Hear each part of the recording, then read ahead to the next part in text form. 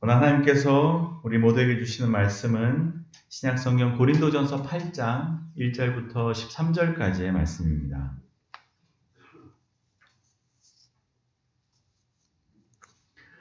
신약성경 고린도전서 8장 1절부터 13절까지의 말씀.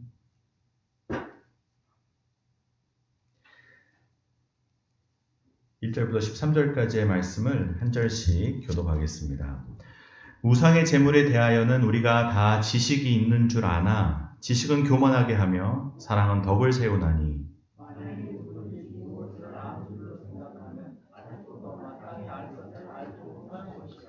또 누구든지 하나님을 사랑하면 그 사람은 하나님도 알아주시느니라.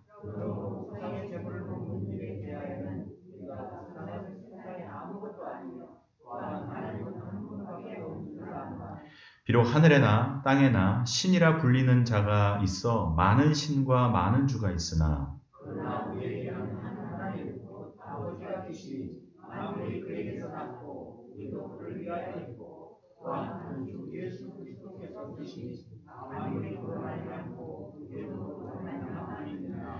그러나 이 지식은 모든 사람에게 있는 것은 아니므로 어떤 이들은 지금까지 우상에 대한 습관이 있어 우상의 제물을 알고 먹는 고로 그들의 양심이 약하여지고 더러워지느니라.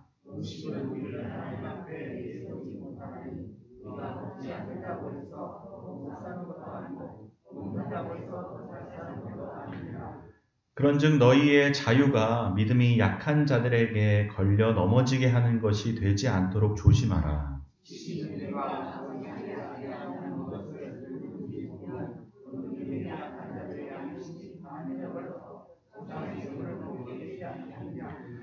그러면 내 지식으로 그 믿음이 약한 자가 멸망하나니 그는 그리스도께서 위하여 죽으신 형제라.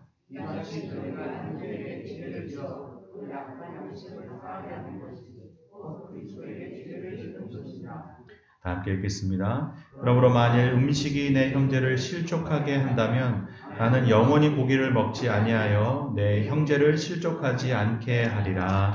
아멘.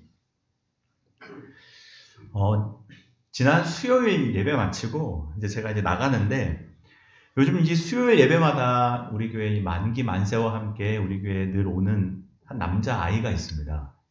이제 그 남자 아이가 저한테 질문을 하는 겁니다. 목사님, 근데 밖에 있는 물을 떠와서 이렇게 안에서 먹어도 돼요? 라고 묻는 겁니다. 이 예배실 안에서 이제 물을 떠와서 먹어도 되느냐? 라는 질문이었습니다. 이 아이가 교회를 원래 다니던 아이였는지 아니었는지 제가 잘 모릅니다.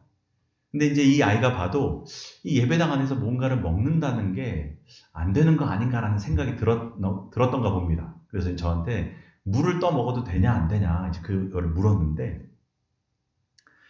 여러분 같으면 어떻게 대답하시겠습니까? 교회 예배당 안에서 물 먹어도 돼? 아니면 안 돼? 뭐라고 답을 하시겠습니까? 그럼 여기 정답이 있는 질문입니까? 아닙니까?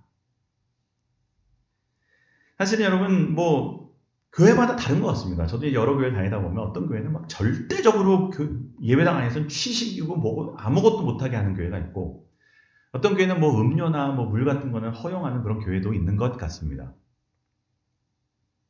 여러분 신앙생활 하다 보면 이런 이제 문제들을 맞닥뜨릴 때가 있습니다. 성경이 딱히 금하지도 않고 또 딱히 명하지도 않은 이걸 이제 우리가 헬라어로 아디아포라라고 얘기하는데 이 본질적이지 않은 비본질적인 질문이나 문제들을 가리켜하는 말입니다. 여러분 성경에 모든 상황이 나온 건 아니지 않습니까? 이거 성경에서 이거 하라고 하는 거야, 말라고 하는 거야. 이건 해도 되는 거야, 안 되는 거야. 사실은 이제 이런 질문들이 꽤나 이제 생기게 되는 겁니다. 근데 여러분 이게 이제 문제가 되는 것이 뭐냐면 이런 비본질적인 문제들 때문에 교회가 갈등을 겪게 되고 또 시험을 당하게 되는 일들이 너무 많다는 겁니다. 제가 어디서 이제 들은 얘기인데 미국 교회에서 있었던 일입니다. 한 미국 동네에 있는 교회에 이제 그 교회에 아마 가까이에 어떤 이제 좋은 술집, 바가 있었나 봅니다. 근데 이 바가 폐업을 하면서 자신들이 이제 갖고 있었던 이 피아노가 이제 처분이 안 되니까 좋은 그랜드 피아노가 있었는데 이 피아노를 이제 그냥 옆에 있는 교회에다 기증하고 가야 되겠다. 이제 그 생각이 들었나 봅니다. 사장님이 왜 그런 생각을 했는지 모르겠지만. 아무튼 교회에다 이제 기증을 하려고 했더니, 이제 이것 때문에 교회가 이제 싸움이 난 겁니다. 뭐, 받으면 어때? 그 좋은 피아노인데 우리 교회에서 잘 쓰면 되지. 근데 이제 한쪽 편 사람들은 어떻습니까? 그거 술집에서, 무슨 노래를 불렀는지도 모르는 피아노를 왜 교회에서 하나님 찬양하는 데 갖다 쓰냐. 이제 이것 때문에 이제 싸움이 난 겁니다. 여러분은 어떻게 생각하십니까? 이 피아노를 받아도 됩니까? 안 됩니까? 네. 뭐 여기가 손을 들라고 하고 싶지만 아무도 손 안 드실 것 같아가지고 제가 묻지는 않겠지만, 여러분 이게 우리가 지금 웃고 넘길 일이지만 사실 이게 웃을 일이 아닌 이유가 이 교회가 반쪽이 난 겁니다. 싸우게 되는 겁니다. 사실은 본질은 아닌 거 아니겠습니까? 이게 뭐 신학의 본질도 아니고 우리가 구원받고 안 받는 문제도 아닌데, 이런 문제들 때문에 이제 교회가 갈등이 생기고 어려움을 당하게 된다는 겁니다. 사실 우리가 읽은 이 본문의 말씀이 아마 그런 내용인 것 같습니다. 우리가 이제 고린도전서 8장의 말씀을 읽었는데, 여러분 이 고린도전서가 읽다 보면 참 재밌는 이유가 뭐냐면 여기에는 아주 이 실제적이고 구체적인 일들이 나와 있다는 겁니다. 이 고린도 전서를 읽다 보면 이 고린도 교회에 안 가봐도 이 교회가 이런 교회였구나. 여기서는 이런 문제들이 있었구나라는 것을 환히 볼 수 있을 만큼 아주 실제적인 이제 문제들에 대한 사도 바울의 이제 대답이 이제 이 책에 나와 있습니다. 사실 이 고린도전서를 쓸 때 사도 바울이 이제 에베소에 있던 것으로 이제 여겨지는데, 사도 바울이 에베소에서 사역하다가 이 고린도에서 오는 이제 성도들을 통해서 소문을 계속 듣는 겁니다. 고린도 교회에 요즘 이런 문제가 있다. 이런 일들이 있다. 사도 바울이 그런 소식을 들으면서 이거 답을 해줘야 되겠다. 편지를 안 쓸 수가 없는 겁니다.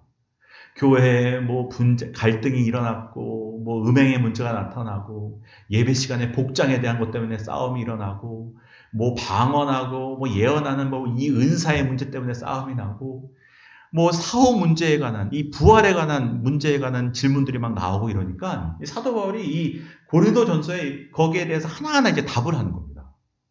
너희들 것 때문에 싸우지 말고 이렇게 해야 된다. 라고 이제 고린도 교회를 향한 교훈이 이제 이 고린도 전서에 기록이 되어져 있는데, 오늘 본문 이 8장의 내용에서는 뭐가 문제였냐면 우상의 제물, 오늘 1절 제일 앞에 우상의 제물에 대하여는 이라고 이제 사도 바울이 말을 시작하는데, 이 우상의 제물 문제가 있었습니다. 여러분 제가 고린도에 대해서 몇 번 말씀드렸는데, 이 고린도라는 도시는 굉장히 번성한 항구 도시였습니다. 여러분 항구 도시는 이제 돈이 많은 겁니다. 사람들도 많이 다니는 겁니다. 여러분 고린도는 그 지도로 보면 아시겠지만 이 교통과 상업의 요충지였습니다. 그 위치 자체가 이거는 뭐 돈을 안 벌 수 없을 만큼 아주 절묘한 위치에 있는, 그래서 여러분 수많은 사람들이 오갔고 돈이 도는 도시였고 경제적으로 아주 막 번성할 수밖에 없는 그런 도시였습니다. 그래서 여러분 뭐 이 도시는 향락과 쾌락과 사치를 할 수 있는 그런 도시였고, 또 이제 이 도시의 특징 중에 하나가 뭐였냐면 수많은 이방 신전들이 있었습니다. 제일 유명한 고린도의 신전이 아프로디테 신전, 이 미의 여신이었던 이 아프로디테 신전이 이 고린도의 아주 상징 같은 그런 신전이었습니다. 그래서 여러분 이 신전에서 일하는 창기들만 1000명이 넘었다는 그런 기록이 있습니다. 여러분 뭐 그 아프로디테 신전뿐만 아니라 뭐 그 아고라 시장을 중심으로 뭐 아폴로 신전이 있었고 수많은 신전들이 있었습니다. 근데 여러분 이 신전으로 비롯돼서 이제 파생된 문제가 뭐였냐면, 그 고린도라는 도시에 있는 시장마다 유통되던 모든 육류, 고기들이 다 이 신전을 통해서 나오는 고기들이었다는 겁니다. 여러분 지금같이 이렇게 육식이 보편화된 시대가 없습니다. 여러분 지금은 고기가 너무 흔한 시절이 되었지만 여러분 사실은 뭐 전 세계가 100년 전만 해도 고기를 잘 먹지 못했습니다. 이 시대는 더더욱이나 여러분 고기라는 것은 가축을 어떻게 잡습니까? 지금 농사에서 내 농사하는 가축으로 쓰기도 바쁜데 언제 잡아먹을 수가 있겠습니까? 사실은 이제 고기가 도축되는 곳은 거의 다 이 신전이었습니다. 신전에서 제사를 드릴 때 보통 고기가 도축됐고 그 신전에서 이제 그 제사에 쓰이고 남은 이제 고기들이 이제 밖으로 나와가지고 이제 시장에서 유통된 겁니다. 여러분 이제 고린도에서 구할 수 있는 고린도 시장들마다 구할 수 있는 고기들은 거의 다 이 이방신에게 바쳤던 이제 고기들이 다 나오는 겁니다. 밖으로. 그래서 여러분 시장 가서 고기를 사 먹어도 이거는 100% 거의 다 신전에서 있었던 바쳐졌던 그런 고기들이 이제 시장을 나돌아다닌 겁니다. 그래서 오늘 본문에 우상의 제물이라는 말은 바로 그 표현입니다. 우상에 바쳐졌던 고기들, 우상에게 바쳐졌던 음식들. 이제 그것이 이제 시장에 나돌아다니고 고린도 교회 성도들도 나가서 시장에서 뭐 고기를 사면 거의 다 이렇게 우상에게 바쳐졌던 제물들을 사서 먹을 수밖에 없는 그런 상황이었던 겁니다. 근데 이제 고린도 교회 성도들 중에서도 대부분의 사람들은 그 고기를 사다 먹는데 별로 거리낌이 없었습니다. 왜냐하면 예수님 믿기 전부터 내가 이 고기를 먹고 살았고 예수님 믿고 나서도 뭐 달라진 게 없습니다. 그냥 시장 가서 고기 사 먹는 건데 뭐. 내가 그거 먹고 살았고 지금도 그거 먹는 건데 뭐. 여러분 전혀 이제 문제가 없이 그걸 사다 먹는 사람들이 있었는데 이 고린도 교회 성도들 중에 소수들은 이게 자꾸 신앙에 불편한 겁니다. 신앙에 이제 걸그치는 겁니다. 이거 먹어도 되는 거야? 이거 얼마 전까지 저 아폴로 신전에 갖다 바쳤던 고기인데? 이거 아프로디테 신에게 바쳤던 고기인데? 예수 믿는 사람이, 하나님 믿는 사람이 이 고기를 갖다 먹어도 되는 거야? 안 되는 거야? 나는 이게 깨름직해서 못 먹겠어. 충분히 그럴 법하지 않습니까? 이게 남의 얘기가 아니라 우리도 사실은 제사 음식 먹어도 되는지 안 되는지에 대해서 고민했던 분들이 많습니다. 제사 안 드리는 집에 그런 고민이 없겠지만 제사 드리는 집은 이거 제사 음식인데 이거 먹어도 되나? 이거 꺼림칙한 겁니다. 먹기는 먹어도 이게 편하지가 않은 겁니다. 특별히 여러분 이 불편해하는 사람들 중에 대부분은 이 유대인으로서 그리스도인이 된 사람들입니다. 여러분 유대인들이 어려서부터 얼마나 이 이방인들과 우상 숭배에 강력한 훈련을 받았습니까? 쳐다보지도 못하게 하고 훈련받았던 사람들인 겁니다. 근데 이 사람들이 예수님을 믿어도 이거 우상에게 바쳤던 제물은 못 먹겠는 겁니다. 여러분 유대인들로서 예수님 믿은 사람들은 이거는 예수님 믿어도 안 되는 겁니다. 이건 터부시할 수밖에 없는 일인 겁니다. 난 이거는 못해. 내가 아무리 예수 믿어도 내가 어려서부터 유대인으로 자라면서 이거는 얼마나 악한 건지를 내가 배워왔는데 내가 아무리 예수 믿어도 이거 나랑 먹으라고? 난 못 먹어. 이 유대인들은 더더욱 그런 겁니다. 여러분 사실 지금도 여러분 유대인들은 아무 고기나 먹지 않습니다. 여러분 무슬림들은 할랄 푸드를 먹는다고 하는데 유대인들은 코셔 푸드를 먹습니다. 지금도 여러분 이 코셔 마크가 있어야지 그걸 사 먹습니다. 이 코셔 마크를 어디다 붙여주냐? 이 고기면 율법대로 도축하고 율법대로 처리한 고기라는 마크입니다. 여러분 지금도 유대인들은 아무거나 먹지 않습니다. 코셔 푸드만 먹습니다. 여러분 지금도 유대인들은 이게 율법대로 처리가 됐는지 안 됐는지를 확인하고 먹는데 여러분 이 당시에 우상에게 바쳐졌던 제물을 먹으라고 그러면 이거 먹겠습니까? 못 먹습니다. 여러분 사실은 이런 일들이 이 초대교회에는 많이 일어났습니다. 이 고린도 교회만 이런 문제가 있었던 게 아니라 로마서 14장을 보면 로마 교회에도 이런 문제가 있었던 것을 이제 알 수 있습니다. 로마 교회 성도들 중에서도 특히 이제 유대인으로서 그리스도인 된 사람들은 나는 이런 음식 못 먹어. 우상에게 드렸던 음식 먹으면 내가 양심에 가책이 생겨. 못 먹겠어. 이제 그런 성도들이 있었습니다. 여러분 어떻습니까? 이거 우상에게 제물을 바쳐졌던 이 고기를 먹어도 됩니까? 안 됩니까? 제가 설교를 할 필요가 없습니다. 이거 안 들으신 걸로 하고 제 설교를 들으시면 될 것 같습니다.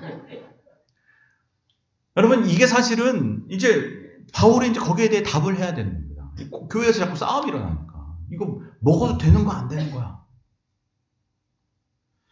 그래서 여러분 이 8장에 보면 그 내용이 4절부터 설명을 합니다. 야, 우상에게 제물을 바쳤던 이 음식, 이 고기. 이게 무슨 의미가 있겠냐. 이 사도 바울이 아주 명료하고 간단하게 정리해서 알게 줍니다. 이거 아무것도 아닌 거야. 왜? 우상이 아무것도 아닌 존재이기 때문에 이 고기가 그 앞에 있다가 나왔더라도 그 아무 의미가 없어. 왜? 우상은 없는 거니까. 그래서 여러분 4절에 보면 뭐라고 나오냐면 우리가 우상은 세상에 아무것도 아니며 우상은 원래 없는 거야. 그러니까 우상 앞에 갖다 둔 고기나 그 고기는 그냥 벽 앞에 갖다 둔 독이랑 똑같다는 겁니다. 우상은 없는 건데 그 없는 존재에게 뭐 그냥 앞에 두고 왔다는 게 뭐 무슨 의미가 있겠어. 괜찮아. 그냥 벽에 앞에 두고 왔던 거랑 똑같은 거야. 그냥 먹어도 되는 거야. 아무 상관없다는 겁니다. 먹어도 아무 상관없고 이거 신앙의 본질과 아무 상관없는 일이라는 겁니다. 여러분 이것이 이제 사도 바울이 정리한 우상에게 바쳐진 제물에 대한 바른 지식입니다. 올바른 가르치는 겁니다. 그래서 여러분 4절에서 6절까지 그 설명을 하는데 야 우상에게 바친 거는 아무 의미 없으니까 그냥 먹어도 돼. 그럼 여러분 이제 논리상 어떻게 흘러가야겠습니까? 그러니까 먹어. 맛있게 먹어. 마음대로 먹어. 여러분 그렇게 이제 논리가 흘러가야 이 맥락상 맞는 거 아니겠습니까?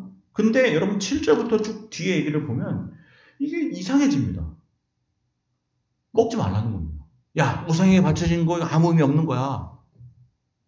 먹어도 상관없는 거야. 라고 얘기했으면 야 그럼 이제 먹어 라고 얘기해야 되는데 먹지 말라고 얘기합니다. 그럼 마지막 13절에 보십시오. 나는 영원히 고기를 먹지 않는 거다. 아니 먹어도 괜찮다고 얘기해놨으면서 왜 자기는 안 먹는다고 그래? 여러분 이게 약간 맥락상 안 맞는 거 아니겠습니까? 먹어도 된다 그러면 먹으라고 얘기해야지. 먹어도 된다 해놓고 나는 안 먹을 거야. 먹어도 된다 그래놓고 야 먹지 마. 이게 약간 논리적인 흐름이 안 맞습니다. 근데 여러분 바로 그 지점이 사도 바울이 진짜 하고 싶은 얘기인 겁니다. 진짜 알려주고 싶은 얘기인 겁니다.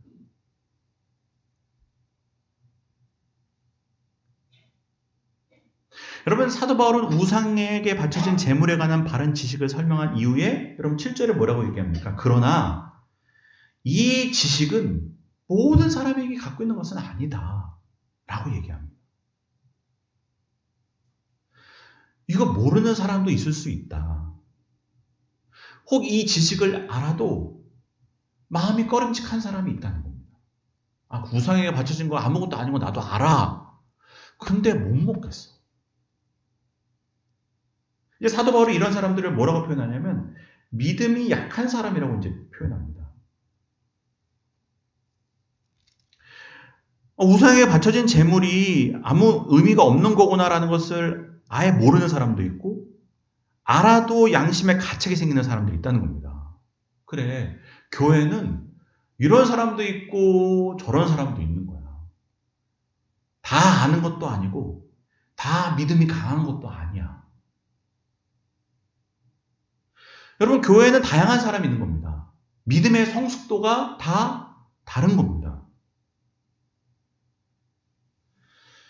근데 여러분 문제가 뭐냐면 믿음이 약한 사람은 강한 사람을 판단하고 믿음이 강한 사람은 믿음이 약한 사람을 업신여깁니다. 여기서 문제가 생긴다는 겁니다. 지식이 있고 없고가 문제를 만드는 게 아니고 그 지식 때문에 누구를 판단하거나 누구를 업신여기게 되는 거예요. 여러분 믿음이 막 이제 생기고 아직 믿음이 약한 사람들 이제 막 믿기 시작한 사람들은 자기의 좁은 소견으로 사람들을 판단합니다. 여러분 이제 저도 돌아보면 그랬던 것 같습니다. 저 처음 이제 예수님 인격적으로 만나고 막 믿음이 뜨겁고 막 첫사랑으로 넘쳐날 때 그때의 제 좁은 소견으로 막 사람들을 판단했습니다. 아, 저 사람은 아니야. 저 사람은 맞아. 여러분 오히려 믿음이 어릴 때 더 판단합니다. 내가 믿음이 제일 좋은 줄 아는 겁니다. 내가 믿음이 제일 뜨거운 거라고 생각합니다. 내가 다 됐다고 생각해가지고 그 자기의 좁은 소견과 경험으로 막 사람들을 판단합니다. 제가 돌아봐도 참 어이가 없었습니다. 막 제가 저희 어머니 아버지 막 판단했습니다. 저희 어머니 아버지가 목사님 사모님이신데 제가 뭘 안다고 그때 막 이렇게 막 엄마 아빠를 막 제 안에 막 판단을 했습니다. 근데 이제 문제는 뭐냐면 그렇게 또 오래 믿고 또 연차가 쌓이고 연륜이 쌓이고 경험이 쌓이면 또 어떻게 되냐? 아직 믿음이 약하고 이제 믿은 사람들을 업신여기기 시작합니다. 에휴, 아무것도 모르는 사람들. 여러분, 아이부터 어른까지, 오늘 처음 믿은 사람부터 오래 믿은 사람들까지 사실은 서로가 서로를 존중해줘야 되는데 그게 잘 안 된다는 겁니다. 그러니까 사도 바울은 지금 뭘 얘기하냐면, 야, 이거는 지식이 없고 입구의 문제가 아니고 서로가 서로를 존중해줘야 된다. 예수님이 그러셨듯 용납해줘야 된다. 예수님이 믿음이 어린 제자들을 받아주신 것처럼. 야, 니들 그것도 모르냐? 그렇게 안 하시고 늘 받아주셨다는 겁니다. 그렇게 서로 덕을 세우라고 얘기하는 겁니다. 덕을 세워라. 오늘 본문을 읽으면서 우리가 또 집중적으로 봐야 될 게 뭐냐면, 오늘 사도 바울은 믿음이 약한 사람들한테 말하지 않고 믿음이 강한 사람들한테 말한다는 겁니다.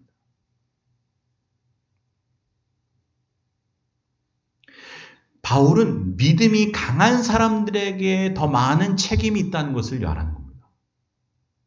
믿음이 약한 사람들한테는 요구하지 않습니다. 그러나 믿음이 강한 사람들한테는 이렇게 하라고 얘기하는 겁니다. 너희들이 해야 된다.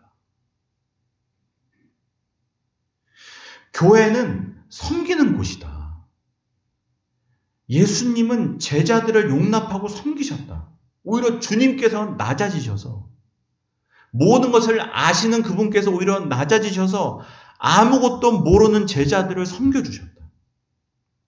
그러니까 교회는 믿음이 강한 사람들이 힘주는 곳이 되면 안 되고 오히려 낮아지고 섬기는 곳이 되어야 한다. 그게 교회다. 교회의 힘이 뭐냐? 오래 믿고 많이 아는 사람들이 더 낮아지는 것이 교회의 힘이다라고 얘기하는 겁니다. 근데 여러분, 보면 거꾸로 가는 교회들이 참 많습니다. 교회 오래 다니고 연륜이 쌓인 분들이 나는 교회에 쌓아놓은 마일리지가 많아. 내가 교회 포인트를 얼마나 많이 쌓아놨는데. 그래, 나 알아줘야 돼. 나 잘 대접해야 돼.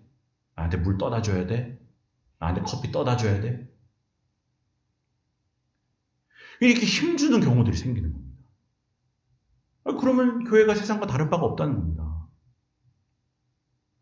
어떻게 해야 되냐? 교회는 오히려 믿음이 약한 사람들한테 맞추는 거라는 겁니다. 어린 사람들, 처음 믿은 사람들에게 맞춰주는 것이 교회라는 겁니다. 믿음이 강한 사람들아, 너희들한테 맞추는 게 아니고 너희가 약한 사람들한테 맞추는 게 교회지. 그러니까 여러분, 교회를 세우라는 겁니다. 덕을 세우라는 겁니다. 여러분, 진짜 복음이 살아있는 교회는 어떤 교회입니까? 아이들한테 맞추는 겁니다. 처음 믿은 분들에게 맞추는 겁니다. 아유, 나는 이만하면 은혜 많이 받았고, 목사님 나한테 맞추지 마십시오. 우리한테 맞추지 마십시오. 우리한테 편하게 하지 마십시오. 아이들한테 편하게 해주시고, 믿음이 약한 사람들한테 편하게 해주시고, 처음 오는 분에게 편하게 해주시고. 난 오늘 식당에서 늦게 먹어도 됩니다. 어떤 분들은 막 집사님 장로님들이 나부터 먹겠다고 막 가서 먹지만 먼저 오시죠. 새로운 분들 먼저 드시라고. 밥이 모자르면 그분들도 먼저 드시라고. 여러분, 믿음이 약한 사람들이 어떻게 세워지는가에 초점을 맞추라는 겁니다. 처음 믿은 사람들이 어떻게 세워지는가에 초점을 맞추라는 겁니다. 여러분, 사도 바울이 오늘 본문을 보면 믿음이 약한 사람들한테 말하지 않습니다. 믿음이 강한 너희들아, 너희들이 섬겨야지. 너희들이 맞춰야지.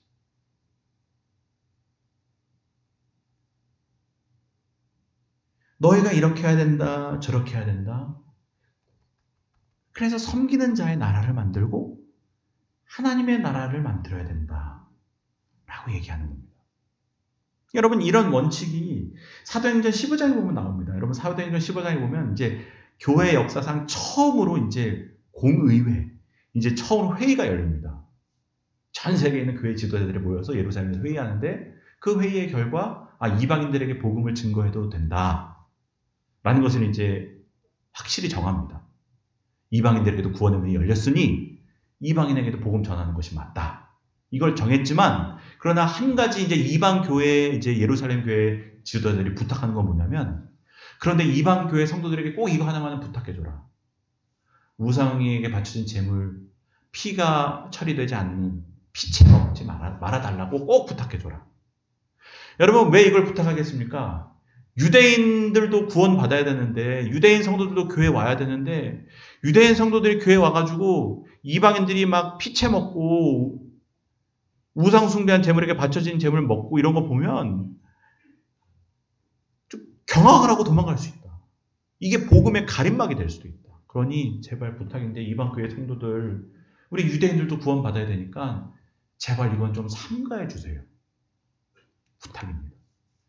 여러분, 이게 뭡니까? 이해해달라는 겁니다. 아직 우리 유대인들이 그걸 받아들일 준비가 안 됐습니다.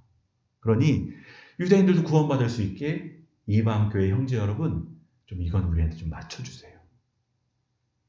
여러분, 사실 이게 교회의 첫 번째 회의의 결과입니다. 믿음이 약한 사람들에게 맞춰달라는 겁니다. 그분들을 좀 위해달라는 겁니다. 먹을 수 있지만, 할 수 있지만 맞춰달라는 겁니다. 여러분, 오늘 8장 1절을 보면 이렇게 나옵니다. 지식은 교만하게 하나 사랑은 덕을 세운다. 여러분, 지식은 사람을 교만하게 만듭니다. 우리는 뭘 더 알면 알수록 교만해집니다. 그래서 여러분, 아이들이 공부를 시작하면 엄마 아빠를 무시하는 경우들이 있습니다. 왜? 내가 알았다는 겁니다. 내가 뭘 좀 배웠다는 겁니다. 엄마는 아무것도 모르고 아빠는 아무것도 모르고 이제 지가 좀 알았다고 이제 막 무시하는 겁니다. 지식이 우리를 좋게 만들지 않습니다. 오히려 지식이 우리를 망치는 겁니다. 지식이 우리를 교만하게 만듭니다. 여러분, 뭘 아는 게 우리를 구원할 것 같지만 지식이 우리를 구원하지 못합니다. 여러분, 인류 역사를 보십시오. 여러분, 19세기 과학과 지식이 폭발했던 시기가 있습니다. 어마어마한 발견들이 나타나기 시작하고 어마어마한 지식들이 쌓여가기 시작합니다. 막 산업혁명이 일어납니다. 그동안 알지 못했던 것들이 막 개발되기 시작합니다. 근데 여러분, 그래서 여러분, 사람들이, 유럽에 있는 지식인들이 꿈을 가졌습니다. 이 지식이 우리를 구원할 거다. 이제 신은 필요 없다. 인간이 유토피아를 만들 수 있다는 꿈을 가졌습니다. 근데 그 결과가 뭡니까? 그 과학과 지식이 결국 해낸 것이 이 2번에 걸친 세계대전입니다. 그 지식이 결국 사람들을 다 죽인 겁니다.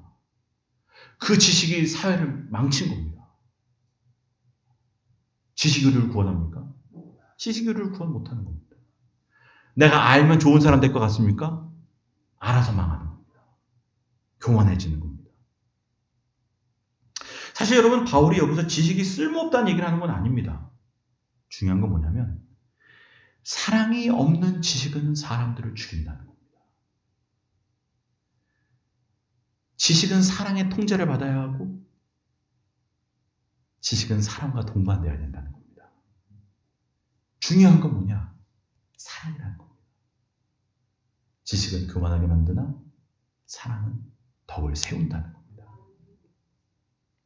여러분, 우상의 제물에 대한 지식을 갖게 되는 것이 중요한 게 아닙니다. 우상의 제물은 이래 저래 이런 지식을 아는 게 중요한 게 아닙니다. 그 지식으로 사람을 죽일 수 있다는 겁니다. 야, 넌 그런 것도 모르냐? 넌 신앙생활 몇 년인데 그런 것도 모르냐? 너 아직도 그것 때문에 양심의 가책을 갖냐? 너 어디서 신앙 훈련을 받았길래? 이렇게 말하면 그 지식은 사람을 살리는 지식이 아니라 죽이는 지식이라는 겁니다. 오히려 알아서 문제인 겁니다. 여러분, 예전에도 교회에 문제가 언제 생겼냐면 교회에서 세미나 다녀오면 문제가 생깁니다. 여러분, 세미나를 왜 갑니까? 교회 더 잘 섬기려고. 하나님 더 잘 섬기려고 세미나 보내는 거 아닙니까? 근데 이게 세미나 갔다 오면 이제 어떻게 되냐면 갔다 온 사람들이 이제 안 간 사람들을 막 하나하나 지적하기 시작합니다. 아유, 찬송 그렇게 하면 안 돼. 기도 그렇게 하면 안 돼. 전도 그렇게 하면 안 돼. 내가 좀 뭘 배웠다는 겁니다. 내가 뭘 좀 알았다는 겁니다. 교회를 막 들쑤시고 다니는 겁니다. 여러분, 지식이 오히려 교만하게 만드는 겁니다. 교회의 덕을 세우는 게 아니라 교회를 오히려 더 망치는 거가 되는 겁니다. 내가 좀 어디서 배웠다는 게. 내가 어디서 좀 알았다는 게. 그래서 오히려 막 세미나를 안 가는 겁니다. 이 세미나 보내놨더니 이상해지는 겁니다. 교회가 더 어려워지는 겁니다. 여러분, 이게 뭐가 문제입니까? 지식은 배워왔는데 사랑이 없는 겁니다. 교회를 사랑하는 마음, 사람을 사랑하는 마음이 없는 겁니다. 그럼 그 지식은 아무 소용이 없다는 겁니다. 근데 여러분, 뭐 지식이 교만하게 만든다고 하지만, 사람을 교만하게 만든다고 하지만, 그러면 진짜 지식이 있는 사람은 교만해질 수가 없습니다. 진짜 아는 사람은 뭐를 아는 겁니까? 내가 모르는 것을 아는 겁니다. 여러분, 성경도 조금 알면 막 아는 척하고 싶습니다. 그런데 진짜 성경을 아는 사람은 내가 모른다는 것을 압니다. 여러분, 그게 모든 분야가 다 그런 거 아니겠습니까? 책 한 권 읽은 사람은 그거 말하고 싶어 미칩니다. 아, 내가 책을 한 권 읽었는데 막 얘기하고 싶습니다. 근데 진짜 박사학위를 받은 만큼 깊이 공부한 사람들, 오래 연구한 사람들은 뭐를 깨닫냐면 공부하면 공부할수록 읽을 책이 더 많아집니다. 공부하면 공부할수록 알아야 될 게 더 많아집니다. 공부하면 공부할수록 교만해지는 게 아니라 겸손해집니다. 여러분, 진짜 지식을 가진 사람은 겸손해질 수밖에 없는 겁니다. 우리가 모르니까 아는 척하는 겁니다. 조금 아니까 아는 척하는 겁니다. 그래서 여러분, 그 얘기를 2절에서 하는 겁니다. 만일 누구든지 무엇을 아는 줄로 생각하면 아직도 마땅히 알 것을 알지 못하는 것이다. 사도 바울도 지금 그 얘기하는 겁니다. 야, 니들이 뭘 안다고 얘기하는 거는 그거 모른다는 것을 증거하는 거야. 마땅히 뭘 안 줄로 아는 거면 마땅히 알 것을 모른다는 것을 얘기하는 거야. 진짜 예수님을 알면 안다고 말 못해. 진짜 예수님을 알면 사랑해야 된다는 것을 알아. 진짜 예수님을 알면 섬겨야 된다는 것을 알아. 진짜 예수님을 알면 내가 나 잘려야 된다는 것을 알아. 그러니까 여러분, 오늘 본문에서 중요한 말은 뭐냐면 세운다는 말입니다. 예수 믿는 사람은 세우는 게 목적인 사람이라는 겁니다. 나를 세우는 게 아니라 다른 사람을 세워주고 가정을 세우고 교회를 세우는 사람이라는 겁니다. 사랑은 덕을 세운다. 사랑은 교회를 덕으로 세운다. 여러분, 우리는 막 똑똑하고 빈틈없는 사람이 되고 싶어 합니다. 왜? 무시 안 당하려고. 나를 세우려고 하는 겁니다. 근데 진짜 지혜로운 사람은 내가 바보가 되더라도 가정을 세우고 교회를 세운다는 겁니다. 사람을 세운다는 겁니다. 여러분, 오늘 사도 바울이 계속 세우는 얘기하는 겁니다. 교회를 세워야지. 사람들을 세워야지. 믿음이 약한 사람을 세워야지. 키워야지. 일으켜야지. 가정을 일으켜야지. 세워야지. 그 세우는 게 뭐로 가능하냐? 사랑으로 가능한 거라는 겁니다. 지식은 세우는 게 아니라는 겁니다. 사랑이 세우는 거라는 겁니다. 여러분, 사랑이 사랑을 세우는 줄로 믿습니다. 사랑이 가정을 세우는 줄로 믿습니다. 사랑이 교회를 세우는 줄로 믿습니다. 여러분, 생각해 보십시오. 어머니, 아버지가 뭐 많이 배워가지고 많이 알아가지고 자식의 인생을 세우는 겁니까? 아닙니다, 여러분. 자녀들의 인생을 세운 것은 부모님의 사랑인 겁니다. 똑똑해서 자녀들의 인생에 섭니까? 부모가 많이 알아서 자녀들의 인생에 섭니까? 아닙니다. 사랑이 그 자녀들의 인생을 세우는 겁니다. 여러분, 오늘 사도 바울은 믿음이 강한 사람들에게 믿음이 약한 사람들을 업신여기거나 판단하지 말라고 얘기합니다. 왜? 네가 보기에는 아무것도 아닌 사람처럼 보여도 예수님이 그 사람을 위해 죽으셨다는 겁니다. 여러분 11절에 그렇게 나옵니다. 내 지식으로 그 믿음이 약한 자가 멸망하나니 그는 그리스도께서 위하여 죽으신 형제라. 이 말이 뭡니까? 아이 저 사람 왜 저래? 아이 쟤는 왜 저래? 하는 그 사람을 위해서 예수님은 돌아가셨다는 겁니다. 네가 그 사람을 위해 죽지 못할 망정, 예수님처럼 죽지 못할 망정, 그 사람이 넘어지지 않도록 해야 되는 거 아니겠냐? 그 사람이 시험 들지 않도록은 해야 되지 않겠냐? 그 사람이 실족하지 않도록은 해야 되지 않겠냐? 오히려 네 지식이 그 사람에게는 걸림돌이 되고 오히려 그 너의 지식 때문에 그 사람이 넘어지게 된다면 그게 바로 네 죄가 된다는 겁니다. 오히려 알아서 죄를 짓게 된다는 겁니다. 너에게 바른 지식이 있어가지고 무너지게 된다는 겁니다. 바울이 마지막에 뭐라고 얘기합니까? 내가 우상에게 바쳐진 제물이 아무것도 아닌 것을 알고 내가 그 고기를 먹을 수 있는 권리가 있고 내게 그 우상의 제물을 먹을 자유가 있지만 누군가가 내가 그 우상에게 바쳐진 고기를 먹는 것을 보고 시험에 든다면 나는 기꺼이 내가 고기를 먹을 수 있는 자유와 권리를 내려놓겠다는 겁니다. 기쁨으로 내려놓겠다는 겁니다. 여러분 이게 그리스도인의 사랑이라는 겁니다. 기쁜 마음으로 내 권리를 내려놓고 기쁜 마음으로 내 자유를 내려놓는 겁니다. 바울의 기준이 뭡니까? 지식입니까? 아닙니다. 사랑입니다. 내가 알지만 내가 먹을 수 있는 거 알지만 내가 해도 되는 거 알지만 나는 사랑으로 사랑 때문에 내게 있는 이 자유를 기쁨으로 내려놓겠다는 겁니다. 안 하면 어떠냐 좀. 그것 좀 안 먹으면 어떠냐. 그래서 여러분 8절에 그 얘기가 나옵니다. 음식은 우리를 하나님 앞에 내세우지 못하나니 우리가 먹지 않는다고 해서 더 못 사는 것도 아니고 먹는다고 해서 더 잘 사는 것도 아닙니다. 야 그거 다른 사람을 위해서 좀 안 먹으면 그것 좀 어때?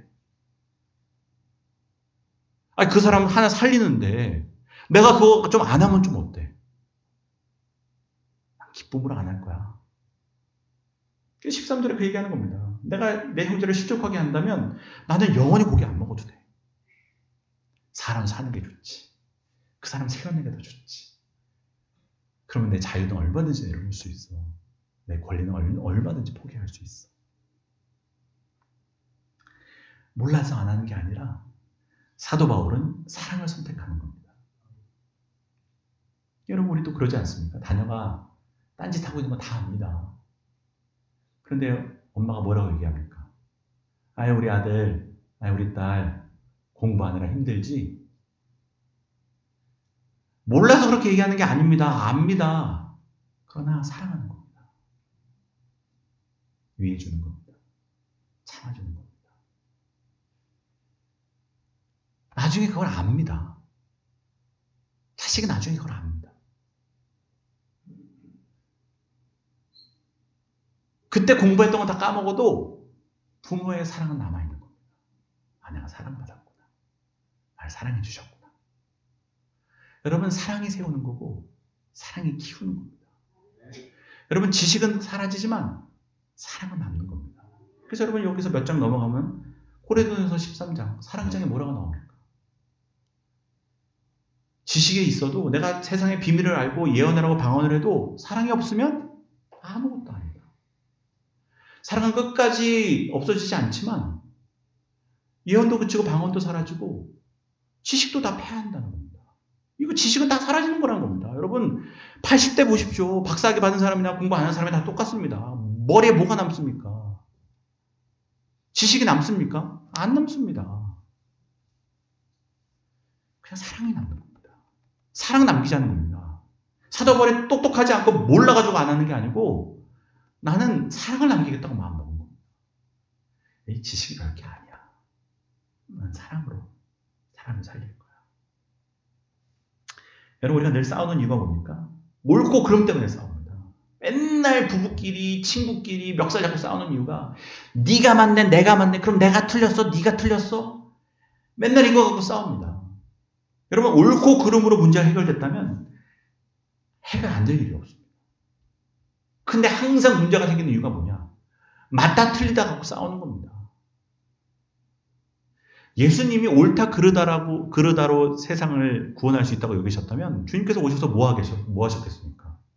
야, 바리새인들 니들 틀렸어. 야, 니들이 맞아. 주님 늘 판단하고 다니셨을 겁니다. 옳다 그르다를. 근데 주님이 그 길로는 구원을 할 수 없기 때문에, 그 길로는 세상이 구원받을 수 없기 때문에 어떻게 하신 겁니까? 십자가에 죽으신 겁니다. 사랑을 선택하신 겁니다. 자기의 권리를 내려놓으시고 자신의 길을 다 포기하시고 자신의 생명을 내려놓으시고, 사랑이야말로 구원하는 유일한 길이기 때문에 사랑의 길을 택하신 겁니다. 여러분, 사랑이 가정을 살리는 겁니다. 여러분, 똑똑한 사람이 되지 마시고 사랑하는 바보가 되시기를 바랍니다. 왜? 사랑이 살리는 겁니다. 그래서 저는 성 프란시스라는 분의 유명한 기도가 있습니다. 주님, 이 세상에 더 없는 바보가 되게 해주옵소서. 똑똑한 사람이 되게 해달라고 기도하지 않습니다. 바보가 되게 해달라고 기도합니다. 왜냐하면 진짜 힘이 어디 있는지를 아는 겁니다. 진짜 아는 겁니다. 여러분, 틈이 있어야 빛이 들어오는 겁니다. 틈이 있어야 그 안으로 생명이 들어오는 겁니다. 여러분, 우리는 틈이 있는 사람이 되는 겁니다. 사도 바울이 바보가 되겠다는 겁니다. 알지만 안 먹을 거야. 알지만 안 해. 내 자유 괜찮아. 내려놔도 돼. 내가 좀 고기 못 먹어도 돼. 그래서 이 믿음이 약한 사람들이 살 수 있으면, 세워질 수 있으면. 여러분, 우리는 뭐 술을 먹어야 된다 안 먹어야 된다 맨날 이거 갖고 싸웁니다. 술 먹는 게 옳다 그르다 그거 백날 싸워봤자 해결이 됩니까? 그렇게는 해결이 안 됩니다. 근데 사랑으로는 해결이 되는 겁니다. 내가 술 먹은 거 보고, 내가 집사한테 술 먹은 거 보고 누가 시험 들 수 있다. 내 자녀가 시험 들 수 있다. 안 먹는다는 겁니다. 그 기준이 뭡니까? 옳다 그러다 합니까? 아닙니다. 사랑이 기준인 겁니다. 사랑이 기준. 나 때문에 누군가가 시험 들 수 있고 어려울 수 있고 마음이 불편할 수 있으면 그 사람을 위해서 내 자유 포기하는 겁니다. 먹을 수 있는 권리 포기하는 겁니다. 그렇게 해결하면 해결되는 겁니다. 그거 옳다 그러다로 어떻게 해결하겠습니까? 야, 성경에 보니까 어디 보니까 사도 바울이 디모데한테 포도주 좀 먹으라고 하더라. 아닌데 어디 보니까 술 취하지 말라고 나오던데. 그거 해결이 안 됩니다. 옳다 그러다로 해결이 안 됩니다. 사랑으로 해결합니다. 여러분, 이 자리에 계신 모든 분들 사랑으로 사람을 살리는 분들 되시기를 바랍니다. 가정을 세우는 분들 되시기를 바랍니다. 교회를 세우는 분들 되시기를 바랍니다. 그렇게 우리에게 주어진 사명은 사랑으로밖에 감당할 수 없습니다.